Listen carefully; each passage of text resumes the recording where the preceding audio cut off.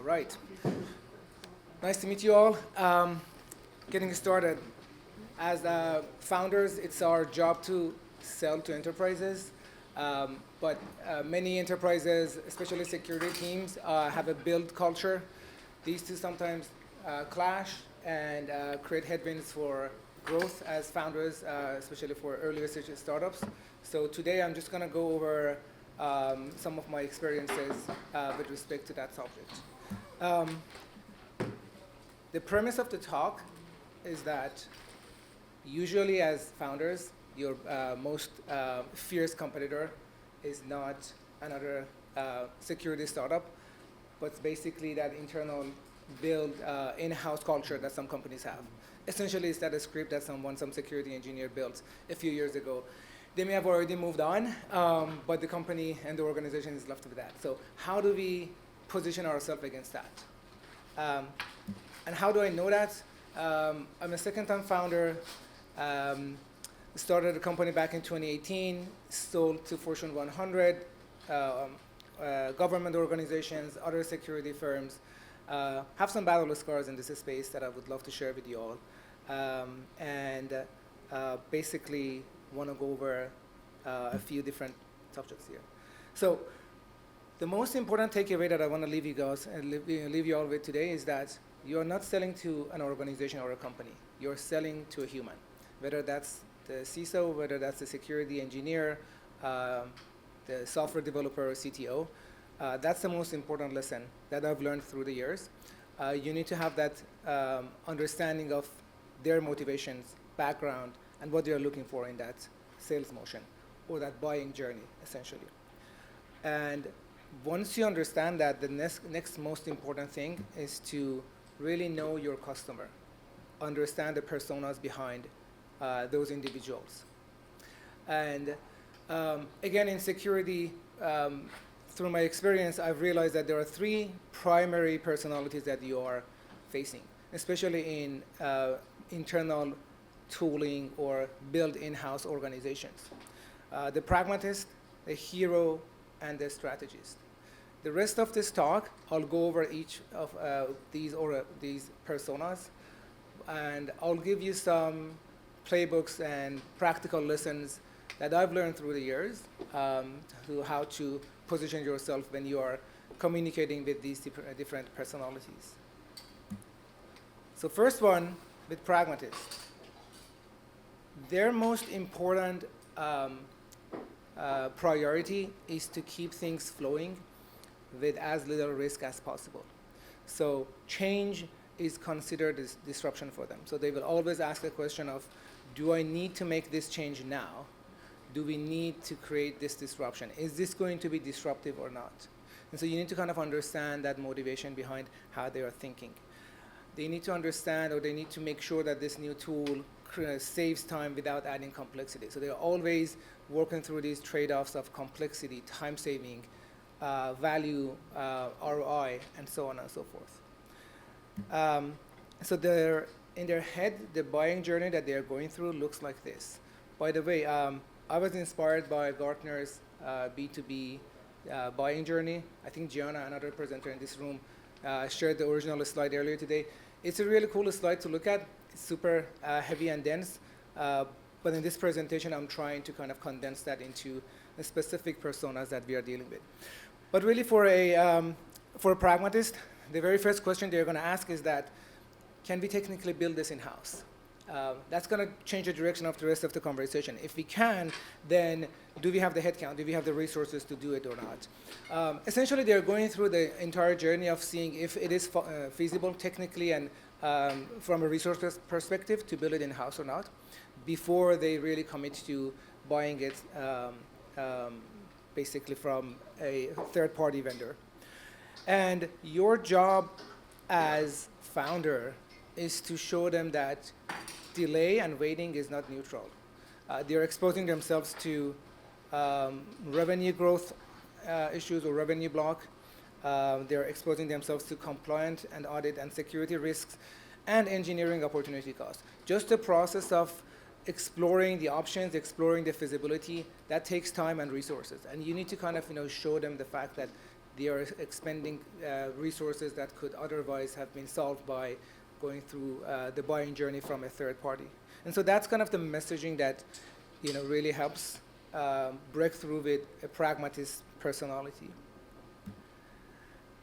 One really powerful tool that you can use is help them do an ROI analysis. And each organization is going to do ROI analysis differently. And so you need to work with them. You need to help them really understand what they are gaining versus what they are spending on your software. Things that are most important to pragmatist personalities: low onboarding disruption, low workflow disruption, and low integration degradation. So the most important items are, for you, the cost of onboarding and trying the product is minimal. We're going to make it as easy as possible. Again, low risk, low disruption. On the other side, you're not going to get a service disruption. Your engineer doesn't need to, you don't need to an on-call engineer once you grow the software from using internally by one department to many more departments. I know this personally. One of the tools I built at a previous company myself started to be used by only a team of 4. Over the course of a year, the usage expanded to a team of 400. So for me, as a single engineer, to maintain that, initially I thought I'm going to answer to maybe 4 engineers. Going that from 4 to 400 changed the whole game. Now any disruption was catastrophic for the company. I had to go to engineering team and get more resources, on-call engineers, and so on and so forth. And that kind of journey was a really, I think, eye-opening issue for me, and one of the messages that I also try to communicate to companies when I'm talking to them. Second personality is hero. So for a hero, technical leadership is really important. These are kind of, the engineers who take pride in their technical ability, not just internally, but also show it to the world. What they want to make sure that they keep access to is flexibility, visibility, and ownership. And so the questions they're going to ask is that, is this new solution, is this third-party vendor solution technically superior to our own tool? And does this free me up to get to work on more interesting stuff? And so it gets really, I think especially in the past few years, harder, because with AI, with any new technology, past few years, AI and LLM, a lot of engineers now want to work on cooler stuff. They want to work with LLMs. They want to work with AI. Maybe they want to use that as their part of their resume for career progression and so on. And so for them, a lot of times when we go into these, having these conversations with them, the engineers are more interested in building something in-house because they get to work with really cool technology. So, again, our job is to show them that it's not just, working on the cool part of the, software development or product development, but there is a lot of toil and a lot of grunt work that you need to do to build, let's say, AI or LLM-based product solution. Show that to them that, using a third-party vendor will free you up from working on the grunt work. You don't need to worry about uptime all the time. You don't need to worry about integrations, building integrations all the time. Because maybe 10% of building a new LLM-based tool is going to be working with the AI and getting into the really nitty-gritty of AI. The rest of it is still building integrations. It's still doing the boring job. So highlighting how much of your solution automates that grunt work is going to be critical in them opening up and getting more interested in trying the product.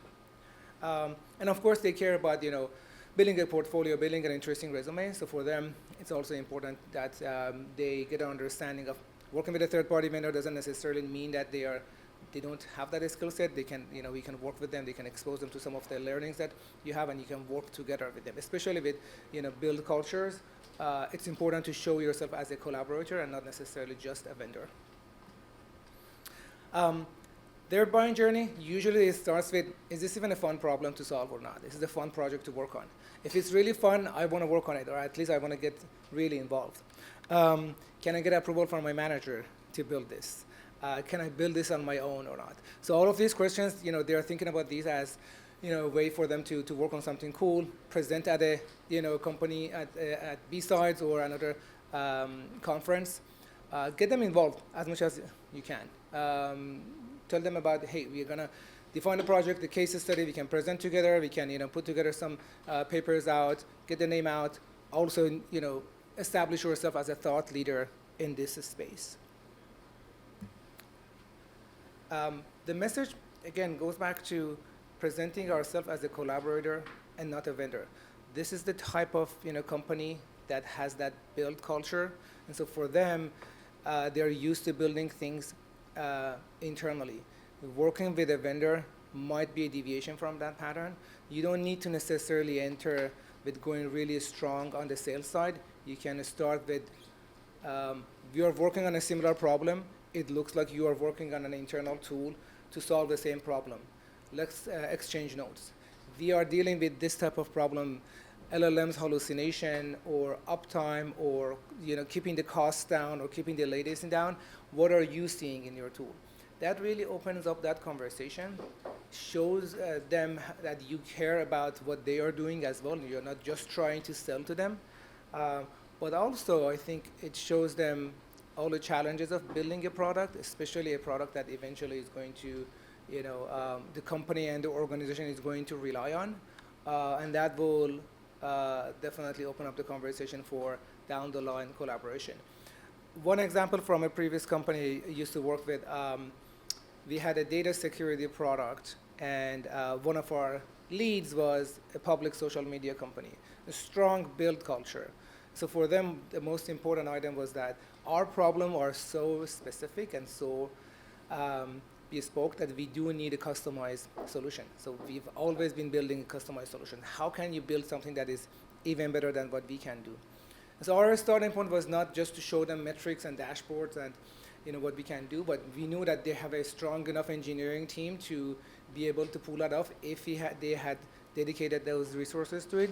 Our job was to work with them over a few months to show them all the challenges of building something in that space. Specifically, that product was heavy on integrations and ingesting large amount of data. We started to have these regular monthly or bi-monthly meetings with them. Every time I showed up with something, a story that I had faced over the past time. For example, an integration broke or an API endpoint broke without us getting notifications in advance. Show them how our platform was able to pick that up within minutes, and then we had a fix out within an hour. And that kind of started to open up the conversation about, yes, we are seeing the same thing. We've built the same integration. We are ingesting the data, but 2 weeks ago, it broke down internally, and it created this issue within the organization. Those conversations eventually led, after almost a year, to them signing up with us, even though they had built the tool internally as well. And so, that collaboration and collaborative conversation really helped us build that trust with them, especially in security. A really powerful playbook here is to start inside their tools. Get to know their tool stack, because again, this is a company where they take pride on the tech stack and the tool stack that they've built. They usually are bigger organizations when their problems and challenges are unique. And so they have developed over the years a set of tool stacks and tech stack that really caters to those challenges. So once you start the conversation by saying, oh, you need to change this workflow, that's usually the end of the conversation. So you need to be able to show them how you plug into their existing tech stack from the beginning. And so in that case, showing that how fast you can build integrations, how you can basically be flexible, giving them the building blocks to work with your product without changing their stack is really powerful. Start by building an API they can use, scripts that they can write against their application. Those are going to be super powerful. Again, we are talking about organizations who love to build first, not necessarily to buy from a vendor. And the last persona is the strategists. Strategists are usually a few steps ahead of everyone else, so that's how they think. The most important things for them is that they are within bigger organizations. Larger organizations have different ways of doing things. you need to basically be able to build alliances inside the organizations. You need to think about your control and political control and political capital. And so that's what they are working with. That's their currency, and they want to make sure that working with you, working with your product, helps them advance their team, their organization, their careers. They optimize usually for business risk, compliance, and influence. And so the type of questions they usually ask is that, are we giving up control by buying versus building in-house? Are we putting ourselves in a corner by relying on third party? Especially for earlier stage startups, now I'm building another company from the ground up. Conversations I have is that, how do I know you guys are going to be around 2 years from now? I'm putting, my political capital or potential, future career into working with an earlier stage startup. How do I know you guys are going to be around? So you need to de-risk that, understand that, where they're coming from. That's most important for them. Their buying journey, again, they worry and they care about visibility and social and political capital within the organization. And so they want to first see if this is a high visibility problem. Is this something that a VP or a higher level cares about? They can maybe present at the company retreat, next company retreat. So that's important for them to kind of show the high visibility of the problem. If it's something that they can get more headcount for, that usually translates to more influence. So for them to build something in-house, they also want to see if that's going to increase their influence within the organization or not. Is there any risk in the team being able to pull this off or not? Again, they don't want to embarrass themselves. This is a high visibility role that they are talking about. And then eventually, can I trust this vendor to deliver? Not just now, but a year from now, 2 years from now. Am I going to embarrass myself by working with this vendor? So again, your job is to help them walk through this journey as a collaborator, as someone who's helping them understand the trade-offs as they're going through this journey. The best messaging I've seen working with these organizations is that basically tell them or to communicate in a way that shows to them that by working with us, you're still going to own the result. It doesn't necessarily mean that you're giving up the recognition for the result. It just means that you are giving away the risk of this working or not. If it works, you get the recognition, you get the result because you were the one who brought the tool in. If it doesn't work, we own the risk. We own that because we are a vendor. You can always use us as that. And so building in-house, it has its own risks that you need to make sure they understand. It may not work as advertised. It may not be able to keep up with the latest threats, or the person in charge may leave the company, leave you with an orphan tool that now you have to find someone else, or some support from inside the team organization to keep the product, to keep the lights on, basically. So again, the messaging is, we'll own all of that risk. You own the outcome. You own the recognition. A playbook that really works well is give them control of the narrative. Help them talk about this at conferences. Bring them out if you have a podcast, bring them on the podcast. If you have a newsletter, highlight them at the newsletter. This way, the visibility, the outcome, the recognition is theirs. It helps them make that decision, helps them ease making that decision for you. Quantify risk reduction, regular updates, creating a dashboard where they can share those metrics internally is super helpful because again, part of their influence and capital internally is hitting those KPIs, showing those metrics. Show them how many risks you identified or prevented in the last month or cycle. Show them that progression, and they use that as ammunition inside the company as well to make sure your product continues to be used by the organization. Again, their capital depends a lot on the metrics that they can hit and the KPIs. One important thing when you are working with the organizations, especially organizations where they have the build culture, is also understanding the motivations behind that conversation or the person you're working with.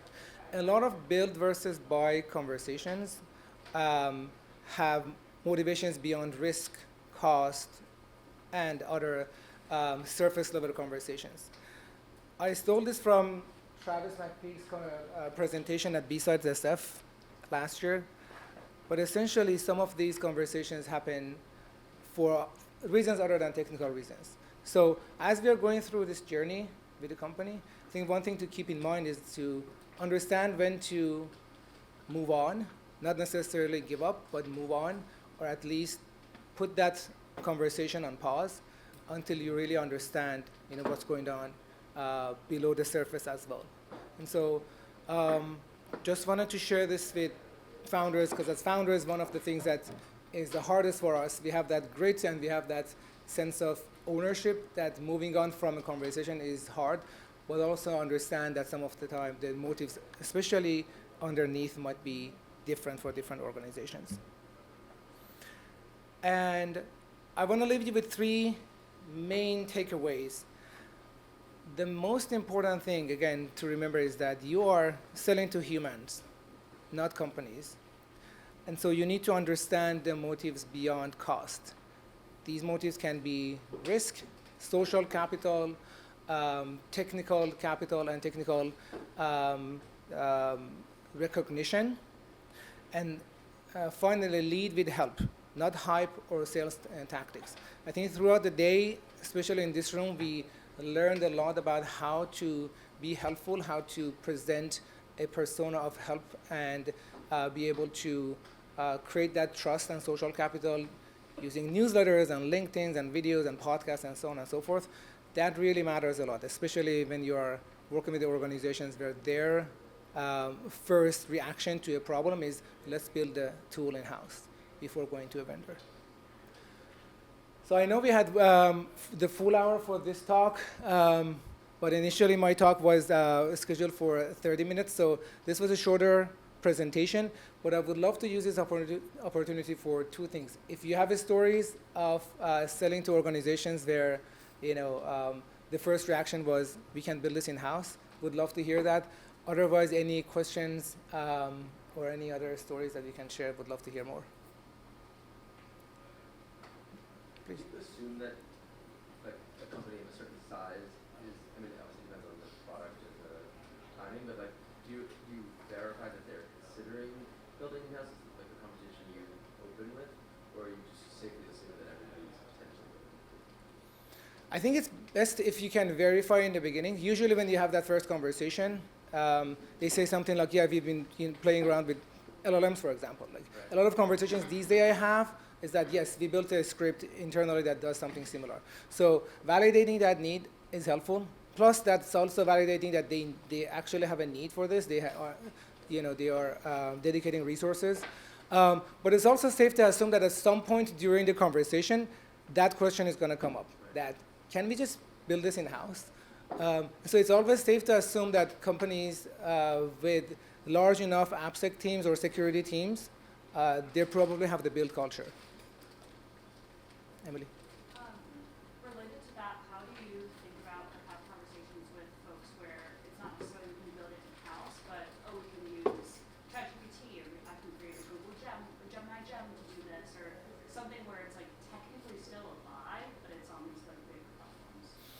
I think, in my opinion, the best answer to that is that yes, you can always do that. But then there are these challenges, like how many people on your team are going to use that? Do you have any issues with access control, for example? Do you have, if they're an enterprise where they care about those things, uptime, access control, security, AI security, and so on, those are some of the, maybe attributes that you can ask questions, and just be curious. I think it's with those conversations, what I've realized, it's best to keep that conversation going, but don't expect immediate results, because until they see it through, they usually are not ready to give up their internal tool and sign up with you. But like I mentioned, the case from that public social company a few years ago, this was before ChatGPT, so the main issue for them was to build integrations and do data ingestion and make sure that the uptime is there and data ingestion does not break. For me, what worked was just meeting with them regularly, just sharing the stories as in like, war stories about, hey, like this happened, have you guys seen this, for example, or we saw this edge case, have you guys seen that or not? Sometimes that brings about issues that they hadn't seen And that triggers a conversation internally to buy versus build. Let's say they built something 2 years ago, 5 years ago. Have you ever been in a situation where now you're replacing what they built, and how's that different? How did you? Was it an ROI? Was it more winning them? How did you fight that or win that battle? It happens, and it has happened, more often than I thought it would. In one case, it was, for example, they started playing around with those tools and APIs, realized that's hard to scale. They built the first 2 integrations, saw that it takes 6 months to build one instead of 3 weeks that they initially thought they would. And so for them, going from 2 to 5 integrations meant, should we wait another year or should we go with this vendor? But my experience was that they never were ready to do that before they see one cycle through. So you needed to stay in touch. You needed to kind of, keep reminding them that we just built this integration in 3 weeks. And so if you guys want, 5 more integrations, here's how you can onboard. That was one case that helped. The other, I think, messaging that helps a lot, or playbook that helps a lot, is integrating with their internal workflow. And just show them that just because you build that integral tool or that bespoke tool, it doesn't mean that now you need to change your workflows to work with us. So we can almost be a drop-in replacement. And so that being able to work with their workflows was always super helpful.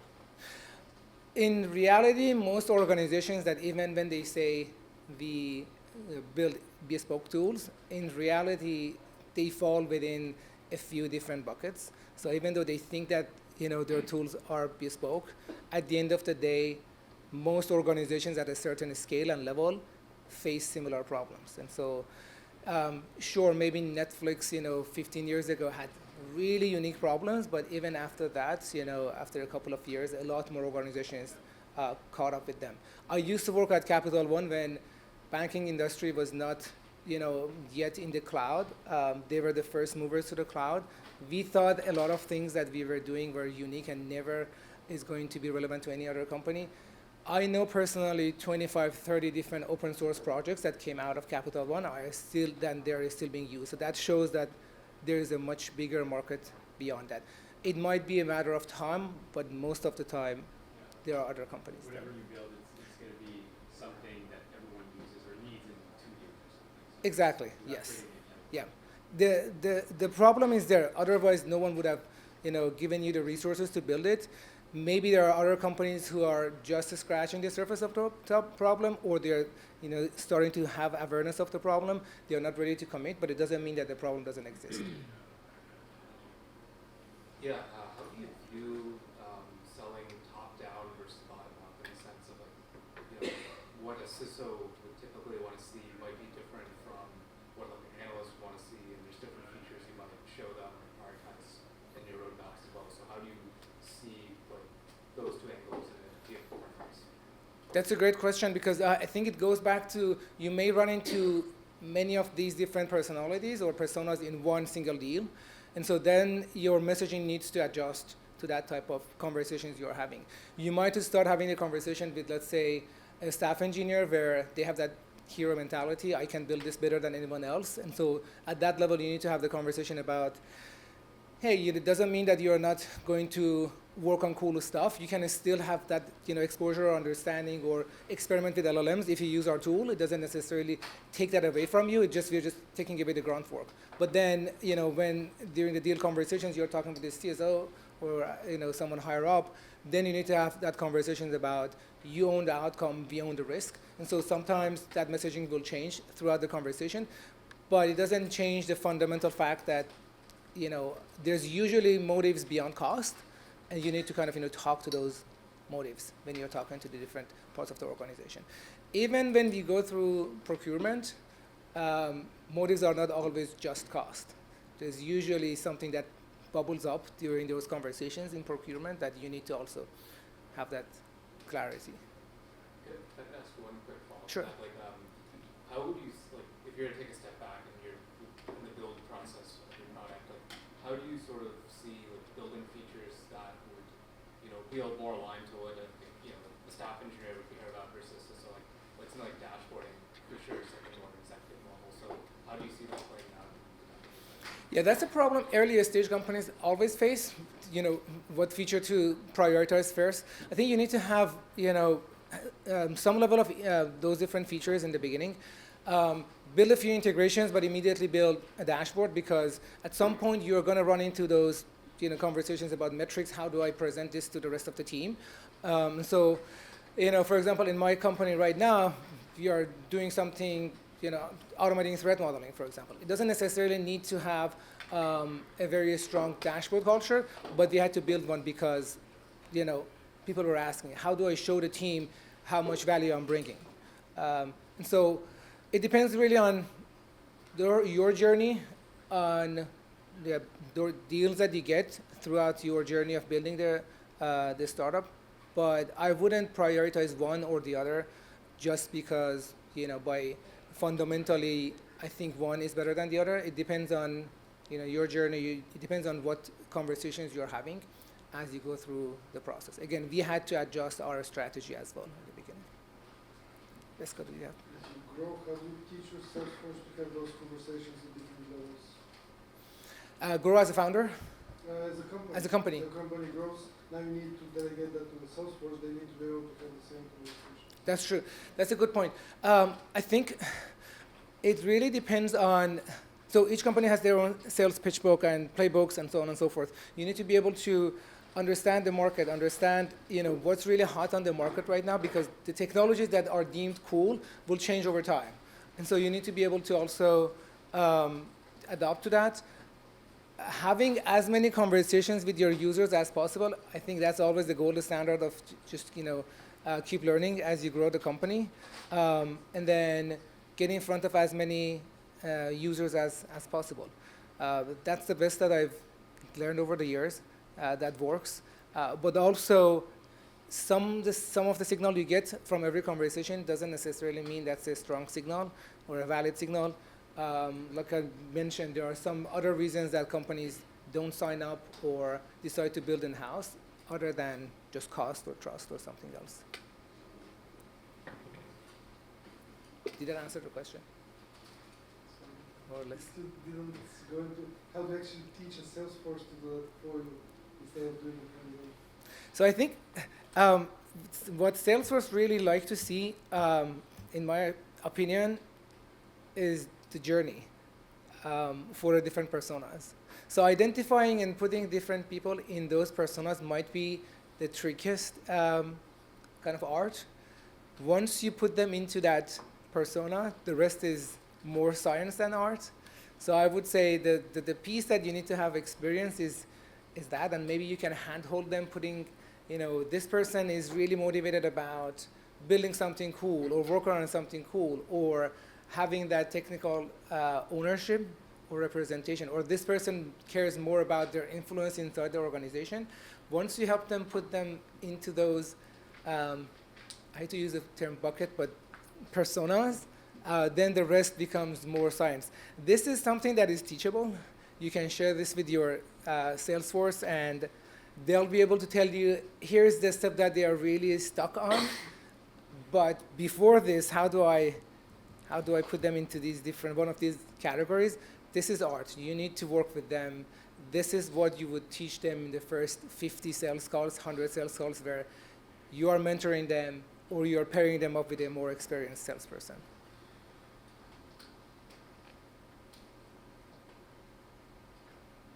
Please. So how do you deal with a case where you have maybe different stakeholders or in different buckets? They are kind of like they have conflict like internally. How do you deal with that?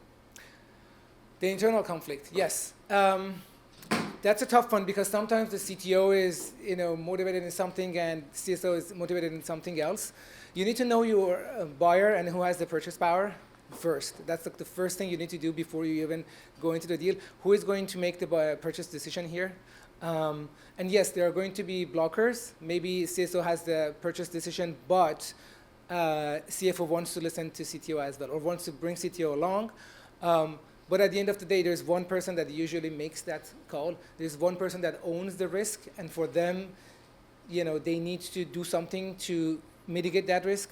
And so catering to them usually is the most, gives you the most ROI, but it doesn't mean that you need to ignore the CTO because they can delay the deal, they can block the deal for a long time. But I would say start with having those conversations individually, and you can work out a setup that caters to everyone at the end of the day. Usually what happens is that some people care more about recognition, some people care more about the control, and you can come up with a way to cater to both.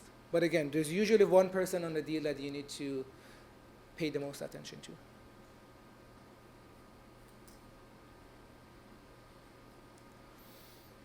Anything else? Please. Yeah, when you're doing that partnership and building with the company as the outsider, how do you negotiate, spend the potential to buy and the intellectual property that you bring to the table, all while building for them and then building for you? That's a good point. We actually are going through that in my new venture with a couple of companies. I know that they are building something, internal. I would say there are two things. One is trust. You need to be able to trust each other. And then the second is that I think the more there's a certain level of IP that you don't want to necessarily share. And so that's something that your code base, for example, or if you have a specific trade secret, you don't want to necessarily share that. But the more that you share with them, the more that you earn their trust, two things happen. One is that they see you as a collaborator and not necessarily a vendor. And that's a huge thing, especially in these days, like security market is saturated, so you're going to see a lot. And then two, they're going to see the challenges. So this, you're usually a few steps ahead of that internal team as a vendor, just because you have more resources. This is your entire livelihood at this point, as opposed to someone else's pet project. So of course, you are a few steps ahead of them. Try to highlight those as opposed to necessarily like all the trade secrets, and ask them questions about what are you doing about this. Sometimes the answer might surprise you. They might actually have created a clever solution to something. And so for you, that's also a learning experience. But if you see a response where you have an opportunity to show them how you cleverly came up with a solution for that, I think that will increase the chances that they eventually say, okay, so every time that I'm talking with this guy, he comes up with 3 interesting questions that I had not thought about, so maybe for the next budget cycle, I need to work with them. And so for me, that's always been just, lead with the questions as opposed to lead with solutions or lead with maybe complex algorithms or something like that. But also you need to be aware of the fact that, yes, some teams are going to look at your product, build something internally similar to that, and just move on with that. And that's a risk that as a founder you need to kind of, in my opinion, accept. Yeah. Is this something you can put in the contract? So there's certain level that you can put in the contract. Of course, there's some IP clauses that you can put in the contract. In tech, it's always hard to enforce because you change one small thing about an algorithm and it's a completely new thing. I think it's more a trust and a conversation issue. But another way that I've de-risked it, at least in my current role, is that you put a very clear time bomb on it, basically. We do this for 3 months. After 3 months, if we hit these metrics, let's talk about the next stage. And so maybe the initial conversations are going to be surface level. You're just talking to them as a collaborator, not as a vendor. But once they are ready to, let's say, get user accounts, before give them user accounts so that they can come in and play around with the application, have that conversation with them. Put that into the contract, or at least be very clear with them that this is only for 3 months. After the 3 months, here's what you're going to do. Or let's have a conversation after the 3 months, as opposed to an open-ended, let's just try the product, let's just collaborate.